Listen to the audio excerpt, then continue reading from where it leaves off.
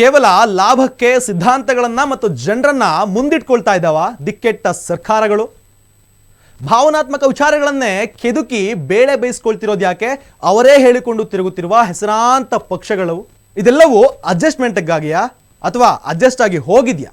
ಧರ್ಮದ ವಿಚಾರ ತೆಗೆದು ಪದೇ ಪದೇ ಭಾವನಾತ್ಮಕ ವಿಚಾರಗಳಿಗೆ ಬೆಂಕಿ ಇಡುತ್ತಿರುವ ಸೋಕಾಳ್ ಸೂಪರ್ ಪಕ್ಷಗಳ ಕಚ್ಚಾ ಕಹಾನಿ ಇಲ್ಲಿದೆ ನೋಡಿ. ನೀವು ನೋಡ್ತಾ ಇದ್ದೀರಾ ಅಶ್ವವೇಗ ವಿಶೇಷ ಕಾರ್ಯಕ್ರಮ ನಾನು ರೋಹಿತ್.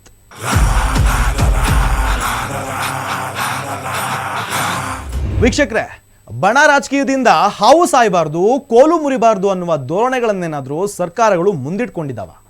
ಯಾಕಂದ್ರೆ ಇಂತಹ ಪ್ರಶ್ನೆಗಳು ಸುಮ್ಮನೆ ಮಾಡೋದಿಕ್ಕೆ ಸಾಧ್ಯವಿಲ್ಲ. ಅವರ ದೊಂಬರಾಟಗಳೇ ಕಾರಣ. ಈಗ ಅಂತಹದೊಂದು ವಿಚಾರಕ್ಕೆ ಎಡೆ ಮಾಡಿಕೊಟ್ಟಿರೋದು ಶ್ರೀಕಾಂತ್ ಪೂಜಾರಿಯ ವಿಚಾರ.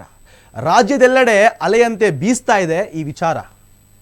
ಈ ವಿಚಾರವಾಗಿ ಎರಡೂ ಪಕ್ಷಗಳು ಒಳಗೊಳಗೆ ಕತ್ತಿ ಮಸ್ದು ಕಿಡಿಕಾರ್ತಾ ಇವೆ. ಅದರ ಬಗ್ಗೆ ಒಂದು ವಿಶೇಷ ವರದಿ ಇಲ್ಲಿದೆ ನೋಡಿ.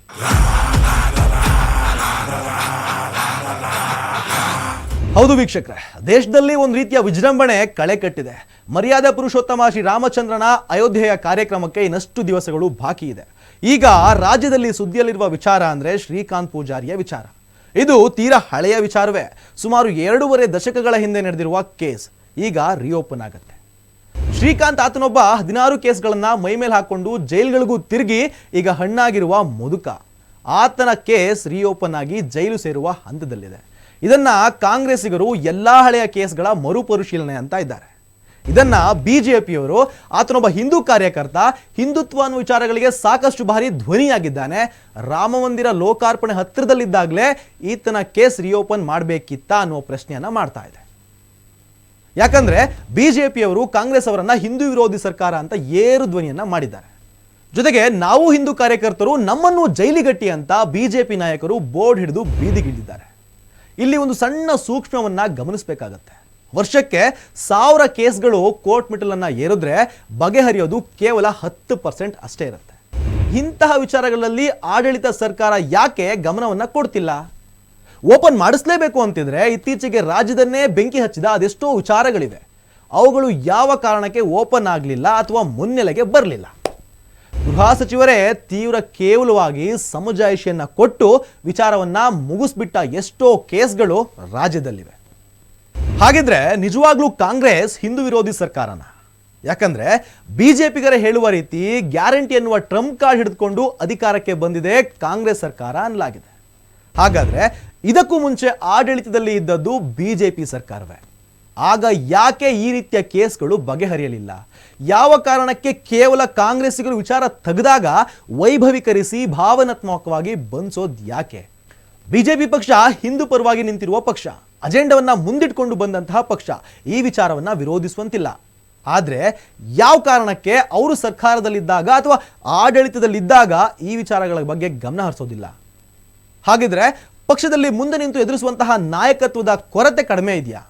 ಇಲ್ಲಿ ಪ್ರಶ್ನೆ ಮಾಡಬೇಕಾದ ವಿಚಾರ ಅಂದ್ರೆ ಕೇವಲ ಕಾಂಗ್ರೆಸ್ಸಿಗರನ್ನ ಟೀಕಿಸಿ ಲಾಭ ಪಡ್ಕೊಳ್ತಿದ್ದಾರೆಯೇ ಬಿಜೆಪಿಗರು? ಯಾವ ಕಾರಣಕ್ಕೆ ತಾವೇ ಅಧಿಕಾರದಲ್ಲಿದ್ದಾಗ ಮುಂದಾಳತ್ವದಲ್ಲಿ ಇಂತಹ ವಿಚಾರಗಳಿಗೆ ತೆರೆ ಎಳೆಯಲಿಲ್ಲ? ವರ್ಷಕ್ಕೊಮ್ಮೆ ಮುಖ್ಯಮಂತ್ರಿ ಚೇರ್ಗಳಿಗೆ ಕಿತ್ತಾಡ್ತಿದ್ದ ಪಕ್ಷಗಳು ಹೀಗ್ಯಾಕೆ ಬೀದಿಗಿಳಿದು ದೊಂಬರಾಟವನ್ನ ಮಾಡ್ತಾ ಇವೆ? ಕೇವಲ ಸಾಮಾನ್ಯ ಕಾರ್ಯಕರ್ತರನ್ನ ಬಲಿ ಪಡಿತಾ ಇದೆ. ಇನ್ನೊಂದು ಮಾತಿದೆ, ಯಡಿಯೂರಪ್ಪನಂತ ನಾಯಕ ಬಿಜೆಪಿಯಿಂದ ಚೂರ್ ಹಿಂದೆ ಸರಿದ ಮೇಲೆ ಬಿಜೆಪಿಯ ಆಟ ಮುಗೀತು, ಸರಿಯಾದ ನಾಯಕತ್ವದ ಕೊರತೆ ಬಿಜೆಪಿಗಿದೆ ಅಂತ ರಾಜ್ಯ ರಾಜಕೀಯದಲ್ಲಿ ಒಂದು ಮಾತಿದೆ. ಸಮಾಧಾನವೋ ಅಸಮಾಧಾನವೋ ಯಡಿಯೂರಪ್ಪನ ಪುತ್ರ BY ವಿಜೇಂದ್ರ ನನ್ನ ಬಿಜೆಪಿಯ ರಾಜ್ಯಾಧ್ಯಕ್ಷನಾಗಿ ಮಾಡಲಾಗಿದೆ. ಇದು ಯಡಿಯೂರಪ್ಪನಿಗೆ ಮಾಡಿದ ದ್ರೋಹದ ಸಮಜಾಯಿಷಿ ಅನ್ನೋದು ಕಾರ್ಯಕರ್ತರ ಪ್ರಶ್ನೆ. ಕಾಂಗ್ರೆಸ್ಸಿಗರು ತೆಗೆದ ವಿಚಾರಗಳಿಗೆ ವಿಜೃಂಭಿಸಿ ಧ್ವನಿ ಎತ್ತುವುದನ್ನು ಬಿಟ್ಟರೆ ಮತ್ತು ಜನರ ನೆಮ್ಮದಿಗೆ ತಲೆನೋವಾಗುವ ವಿಚಾರಗಳಿಗೆ ಸಮರ ಸಾರಿ ಅಂತ್ಯ ಹಾಡುವ ಯಾವುದೇ ಉದ್ದೇಶವೂ ಬಿಜೆಪಿಗೆ ಇಲ್ವಾ?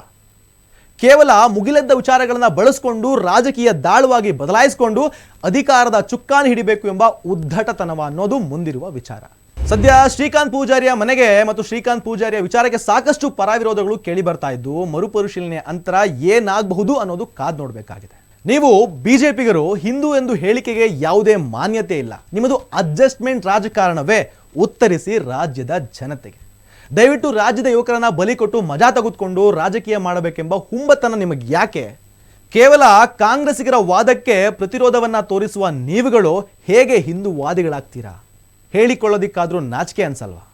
ಇದಾಗಿತ್ತು ಈ ಹೊತ್ತಿನ ವಿಶೇಷ. ಹೆಚ್ಚಿನ ಮಾಹಿತಿಯಾಗಿ ನೋಡ್ತಾ ಇರಿ ಅಶ್ವವೇಗ.